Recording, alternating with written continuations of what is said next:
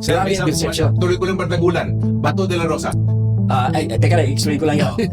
Pero bakit, nung matapos ang eleksyon, ang baba ng boto ko doon sa mga lugar na yung Ilocandia na yan. Samantalang si Risa Ontiveros, na hindi nangampanya, hindi nagpakita doon, patataas-taas ang boto niya. Niyari ako ng Smartmatic dyan. Niyari ako ng Smartmatic. So, ibig sabihin, Niyari ano din. ka dyan, magbabayad ang kandidato, gano'n? Oo, dyan sa Smartmatic, nagbabayaran talaga yung mga yan. Ay ako nga, kinukuhanan nila ako ng Ano ang kinukunan mo? sinisingil nila ako ng 300 million.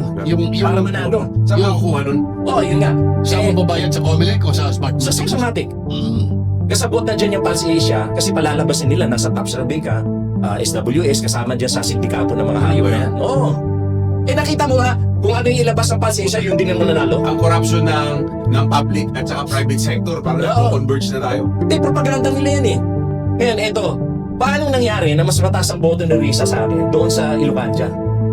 Ako, kasama ko si BBM na kampanya, kasama ko si Sandro, kasama ko si Manong Chavit, yung kaibigan pa namin si Manong Chavit. Lahat ng munisipyo dyan sa Ilocos Sur, ginawa na ako ng programa ni Manong Chavit dyan. Grabe reception sa akin ng mga tao dyan. So bakit, paano nangyari yun? Kaya nga talagang matigas din ang paninindigan ng gobyerno na dapat alisin na yung Smartmatic. Ang problema, hindi nila nahulinigan, nakaamoy agad yung kabila na bilhin yung Miro. Diskaya. Oo, Diskaya nakabili. Ang local Paano partner. sa Senate, parang tahimik sila sa dayaan. Kasi yung iba doon naglaban. Oo, siyempre. Siyempre, pag nakinabang ka, tahimik ka. Isipin mo, don't tell me, mas malaki ang boto nakuha ni Marcoleta kaysa kay Lito Lapid or kay Bong Revilla. Diba? Paano nangyari yun? Baka mas gwapo si Marcoleta. Siguro nga. Again, hindi ko sinaakusahan si Marcoleta na nadaya. Pero nadaya ang Miro para sa kanya. Malinaw sa mata mo yun. Linaw-linaw niyan, no?